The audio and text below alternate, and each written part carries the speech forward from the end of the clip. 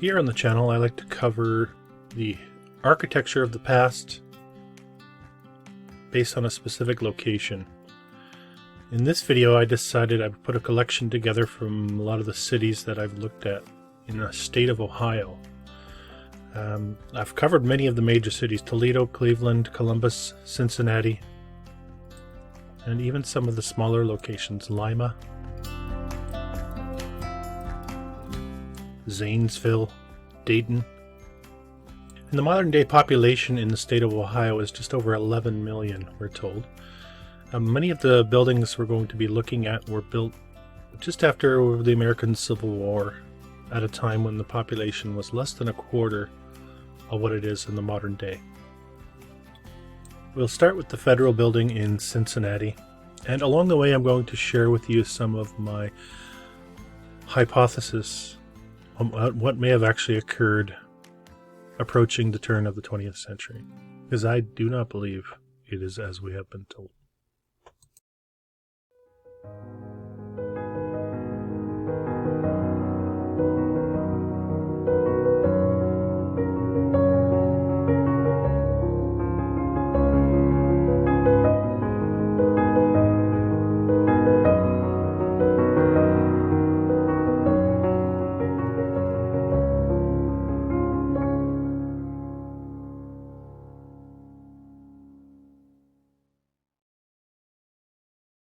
We begin with this federal building in Cincinnati, said to have taken 11 years to build. The narrative tells us they took an entire year to dig the excavation out by hand. So they allow for a single year with the shovels and spades. And they end up producing this 4-story plus behemoth of a building, said to have been used for the post office, federal building, all sorts of legal issues. But I like this photograph because it really shows us the contradiction between the architecture, and this photograph supposedly coming out of the first decade of the 20th century.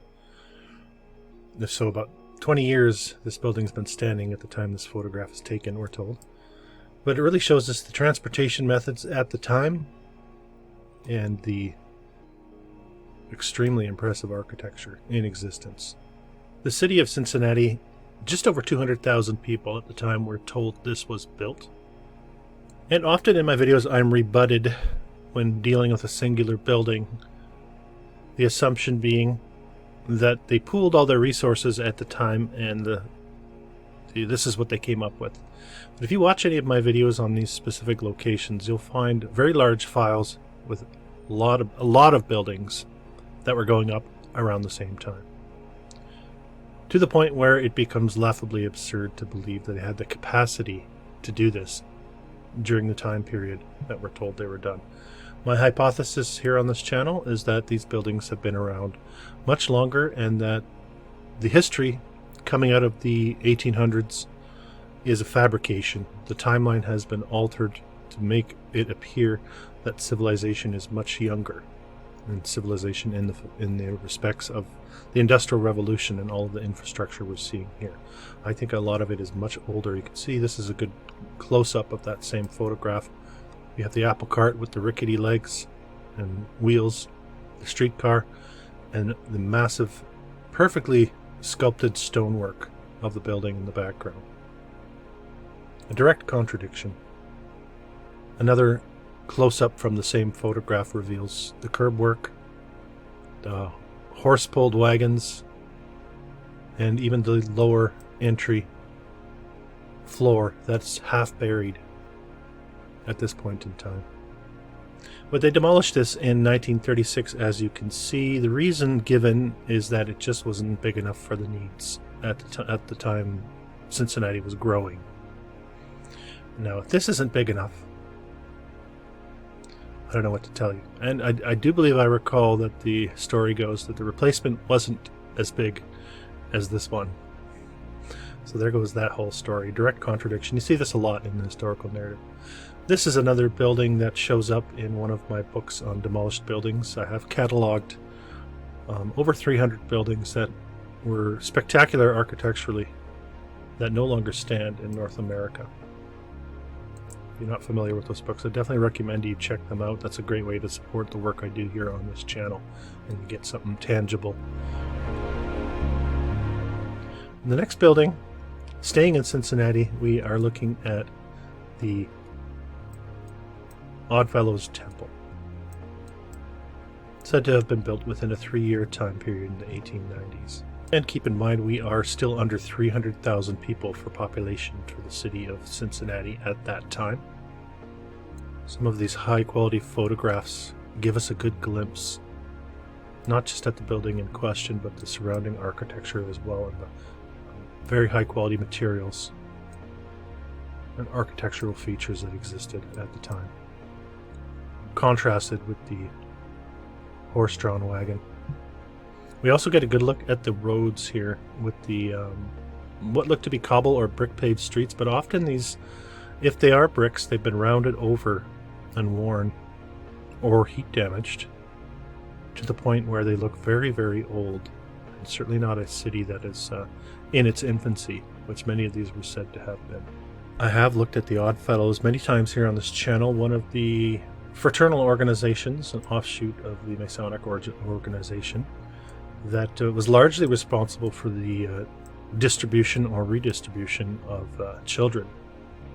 And of course, history likes to paint them in a benevolent light. If you're familiar with the work here I do on this channel, you'll know that I believe that is a cover story, and there's something much more sinister going on with the repopulation of the continent in the 1800s. And I think there's a lot of evidence to suggest that something was up. And really, you just have to remove the blinders to accept that, the possibility. Here's another nice look at the building behind the Oddfellow's Temple, just to show you this. These are not on an island, these spectacular structures. These were the norm at the time. And remember, all the technologies, the building technologies that came about in the 20th century have not really come to fruition just yet. So they haven't been able to expedite the building process. And so much of what goes with that. But you have these massive multi-story structures that look like castles. Here's the backside of the Oddfellows building. So all things to keep in mind. There just appears to be too much going on at the time for what we're told. We have this vision painted in our minds of the American Civil War, how primitive everything was, and then all of a sudden everything just takes off. Technology takes off, population booms. It's a classic false start, classic reset narrative with a thin veneer of made-up history laid over top of it. We're looking at the Central Armory in Cleveland, built right around the same time that Oddfellow's Temple in Cincinnati was built. This one is apparently taking less than a year, as I looked into the narrative. And the population of Cleveland at the time was about the same as it was in Cincinnati, we were being told. Now, how on earth do you construct such a building in less than a year in the 1890s, if we're to fit that into the timeline that we're given about history? Some of these, to me, appear to be obvious fabrications. Some of them are a little bit more elaborate and difficult to discern. But to me, this is one of those obvious fabrications, and it had to go. You can see what happens to these structures over time. They diminish the architecture.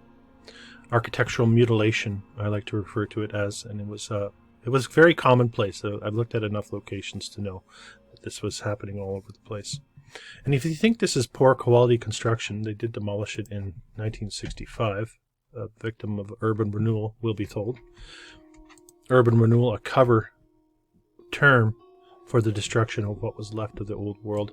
Here's a close-up of one of the turrets, and this gives us a good look at the timelessness of the building materials themselves. This could be 1,000 years old and we wouldn't know. Check out the arched stone above the opening here, and then sort of tapers back in. All this for an armory built in less than a year in Cleveland? I find it very difficult to believe. Incidentally, this is another building that shows up in one of my books on demolished buildings here in North America, as well as the Oddfellow's Temple in Cincinnati. Many of these are coming out of that. There's a lot of gems in those books that are good to have in your possession. You never know when the digital access could possibly be denied. It's nice to have them as a hard copy. So, yes, I am plugging my books, of course, but I do believe having them, a tangible copy, is really important. It helps to broach the subject. If you are delving into this subject matter, it helps to broach that with others, to show them the absurdity of the narrative itself. Here we have the Central High School in Cleveland. And you can see here, built in 1878. In Cleveland, there's less than 200,000 people in 1878. Yet they had the ability to construct a 5 or 6 story high school. A fun story attached to this is one of the Rockefellers added the funding for the clock in the clock tower. And the same names always pop up when you do this research as well. It's a small handful of philanthropists, of robber barons. And we're to assume that the 99% of society is living in squalor. Below the poverty line is what history tells us. 99% of the, let's say 11 out of 12 families, I did a bit of research on that, in the 1890s were living below the poverty line. But we have this spectacular architecture. So I guess we're to believe that these people living below the poverty line were constructing this amazing architecture and then going back to their shacks and getting all sorts of illnesses and dying young and losing infants. Again, I believe so much of it is fabrication. And along with that fabricated story comes the orphan asylums. We have a good handful of orphan asylums. I've only selected a few for this video, but they do pop up in most locations. The story behind that is the benevolent fraternal orders, or maybe it's the church, the religious orders, were in charge of the parentless youth at the time. And what were they doing with these youth? Well, I believe this is all part of a reset narrative where you remove children from their parents and house them and re-educate them and release them back into the world with the new narrative, with them believing that it is the only narrative and is the truth. Not difficult to deceive young people. We have a nice look at the interior of this Jewish orphans asylum in Cleveland as well, just to give you a sense of how overly ornate the interiors were. And we see very few interiors from this time period, so this is a bit of a treasure to be able to see this. You can see how detailed this really is. There it is with an adjacent building next to it. We also have the Protestant Orphans Asylum in Cleveland as well, looking very similar to the Jewish Orphans Asylum, but they had multiple orphans asylums. So if that doesn't get you scratching your head, maybe denial sets in right around this point of the video because you're not comfortable with the narrative. Well, there's a lot going on in society right now, and there are a lot of ugly underbellies to be turned over, and I believe these are the roots of that underbelly, and I think this has been going on a lot longer than most people realize, even if you're just waking up to the ruling class and what they've been up to. And if you're going to be removing children from the parents, where are you going to put the parents? Well, you need very large buildings to house them in. Here we're looking at the Cleveland State Hospital on the top. We also have the city workhouse, no doubt used for very similar purposes. The state hospital or asylums were again a very large part of the narrative, and in my estimation certainly not built for that purpose, but rather repurposed and used for a very dark purpose. Unless you want to go with the narrative that the psychiatric field in the 1800s was advanced and benevolent and really wanted to help human society, you can go ahead and do that, but I think there's enough evidence to suggest that there was a lot of very ugly things going on, in these places. So if you were looking to re-educate a population, you want to house them, the ones that knew or the ones that would not re-educate themselves, remove them from their children so you could re-educate the children, and you would want to bring in a different population that would mix with the youth that you have stolen from the existing population. I think there's something to that, and I think we are looking at the remnants of that with these state hospitals and these orphans asylums. Sorry, this one's a bit grainy. But we do catch glimpses of these massive structures, very, very well built, and in my estimation, many hundreds of years older than we're being told. Building materials that stand the test of time, that don't deteriorate easily over time. We do have a glimpse of some of the interior of this asylum in Cleveland as well. Not a great photograph, but you get a sense of the finish again. The woodwork, the plasterwork. It wasn't just Cleveland, they had a massive one in Columbus as well. This is the Columbus Asylum. This is a classic. I believe I have it as my banner on my YouTube channel. Just a piece of this photograph. This is a good one as well. You're seeing in the foreground these ghostly top-hatted gentlemen and a massive multi-storied structure in the background. So does the picture that I'm trying to paint become clearer as we see more of this? Again, remember the amount of structures, and I've covered them, and you can go check out these cities, is beyond comprehension when you try to put that together with the population demographics, the technology, and all the rest of it. So I'm just trying to paint a picture for you, maybe help you come to the understanding that history, as we've been taught, is an absolute deception, and we need to wake up to that fact. We do have a look at the interior of this one as well, ticking those boxes. They took the time to paint the ceilings. Perfect tile work, very ornate handrail system here on the curved set of stairs. Very, very high level of architecture and finish. So we're talking about very, very skilled craftsmen that have basically been erased from the history books. All we ever get is an architect. And many of these architects, and I do often include them in my videos, are included to help you go down that rabbit hole. It's worth searching a particular architect. You'll find a list of buildings attributed to them, and the impossibilities begin to stack up more and more. And here's a look at one of the stained glass windows from this asylum.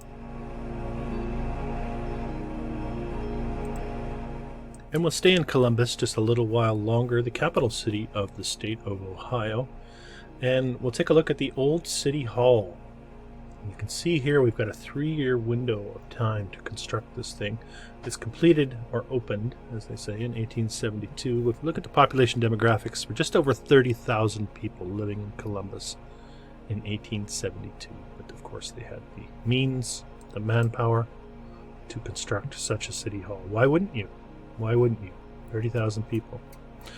And as we zoom in, we get a real sense of the massiveness of the building materials, and of course the very, very high quality of building materials. You also get a sense of the age of the roads surrounding the rail tracks, to give you a hint that likely this whole infrastructure is much older than we've been told, and we've been sold a reset narrative.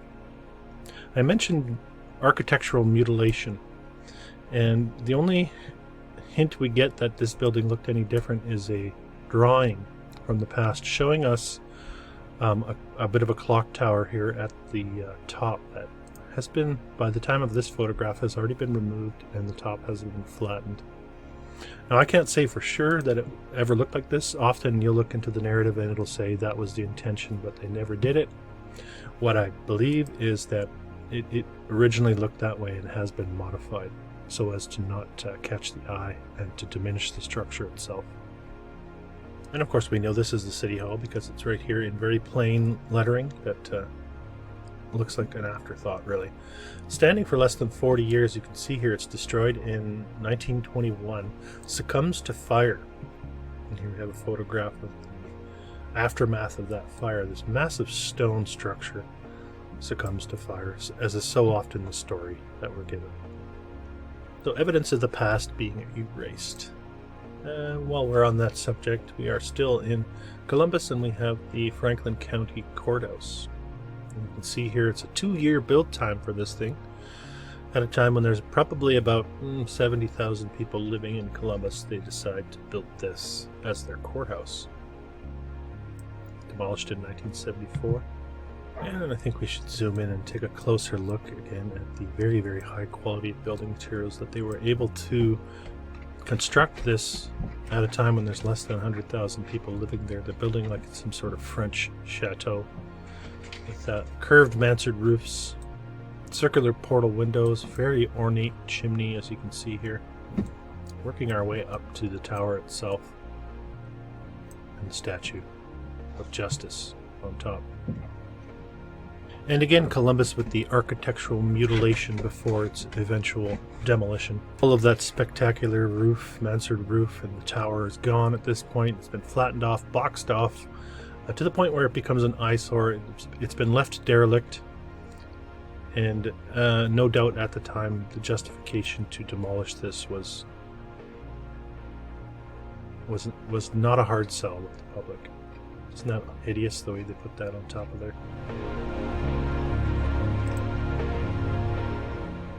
And in its place you have a new courthouse, very brutalist, very Borg-like, and we often get in these places is some sort of statue. What I would suggest is a form of grotesque art, and potentially a calling card on the demolition of this old world. They're leaving their stamp, this nefarious entity that has that gained control here and replaced that beautiful work of architecture with this structure. But maybe I'm just partial to the old style. You tell me, which one do you like better? Alright, moving on. We are heading over to Springfield, Ohio, and in keeping with the picture being painted in this video, we have the Oddfellow's Home for Orphans, Indigent and Aged. Built a 2-year time frame, about 30,000 people living there at the time. Of course, you needed places to house these orphans. So here's another one. I'll keep moving forward though. Going back to Cincinnati, we have another asylum built very early on in the narrative. So the pieces of the puzzle coming together as we look from city to city in Ohio. We have another asylum dating back to a time when there's just over 100,000 people living in Cincinnati, we are being told. We have a bit of a contradictory perception of this building. These don't look to be the same building. I could be wrong. Maybe some modifications have been done. This is a depiction of the Longview Asylum in Cincinnati. Long demolished, as you can see. Well, not so long. Late 20th century, we're told. And we have an orphans asylum in Cincinnati, of course, in keeping with the narrative. Yet another one. This one's a German orphans home. Back to Springfield. We have the Masonic home, operated as an orphanage. So yes, definitely painting a picture for you, tied in with the fraternal orders, the keeping of children, and the housing of the insane. The psychiatric practice was just so benevolent in the 1800s that they needed these large, massive, beautiful structures built in record time to house people and make them well. The Cincinnati Music Hall has always been one of my favorites. This one still stands. This one's built in 1876 at a time when there's about 200,000 people living in Cincinnati. Some of the early depictions show a lot of statuary. We have the winged lady holding the wreaths. I've done some research indicating that this is the Lady of Victory, the Victory Lady. I'd love to know a little bit more about that. I think that's worth diving into. But you take a look at all of the ornate decoration on the peaks of the roofs on this one. And said to have been built and used in a lot of expositions. And here we're getting a drawing of the building adjacent to another exhibition type building. And of course the horse-drawn streetcars in the foreground. But built in 2 years in the 1870s, you gotta give me a break. Here's the backside of that structure. The brickwork involved. This is not just stacking brick. This is very elaborate work going on here. Highly decorative. Here it is in the modern day. It has been tamed in comparison to what we see in the depiction here. You can see all the statuary, all of the detailing, and again in the modern day it has been tamed. Statuary removed. Still a spectacular structure, but not quite as eye-catching as it would be otherwise. And even at this point in time when this photograph was taken, much of that statuary removed. So removed very early on in comparison to the supposed build day. Also evident in this picture is the rosette window, showing us cymatic patterns, these rosette windows. Many of them are found in on cathedrals, but you see this on a music hall as well.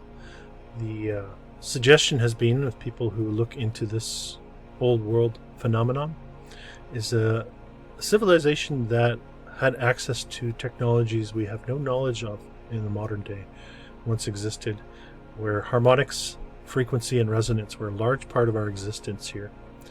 And of course we got Rockefellered. And the rest is history. And if you are creating history and altering the education system, it's not difficult to erase a past you don't want the people to know about. Of course, these people are in the business of erasing the people themselves, not just the memory. So really it's not such a stretch. Let's get out of that denial and understand what's happened here, and then we can move on. Here's a look at the interior of the music hall in Cincinnati, and of course the pipe organ, also a part of the frequency generation, large part of the old world. Very, very ornate as well, though. Moving over to Toledo, Ohio, we have a very eye-catching structure known as the Nasby building, built 1891 to 95. Interesting as well, this part of the 1890s seems to pop up a lot for structures. 1893 there was a depression, recession, a financial crash, if you will. Ironic, because so many of these structures seem to have gone up in that time period. And you can see all of this upper region, which is so highly decorative, was removed in the 1930s. Again, we have the architectural mutilation being a part of the story. And we're told that this is a construction photo, more like a destruction photo. I would say this actually looks like the renovation in a black and white. So my apologies for that. The renovation turned it into this structure. Completely unrecognizable from what it once was. Looking very modern and boring and plain. You do catch glimpses of it during the build process here, where you can see all of the ornamentation in beneath the glass panels that have yet to cover up what's beneath it, and the adjacent building as well. The covering up of the old world. How fitting indeed. Approaching the end of our file, we move over to Lima. We have the spectacular Faurot Opera House, built in 1882, we're told, at a time when the population is less than 10,000 people, and they're building opera houses in Lima, Ohio. Absolutely incredible. Here's the interior of that opera house. The 2 tiers, and of course very, very well decorated. And of course you can't use the argument now. I've put these locations together. You can't tell me they just pooled all the resources at that time, moved everybody to Lima, and they built an opera house. As you can see, this is going on all over the place at the same time, to the point of absurdity. It becomes obvious. Faurot Opera House. You get an early view of what that looked like.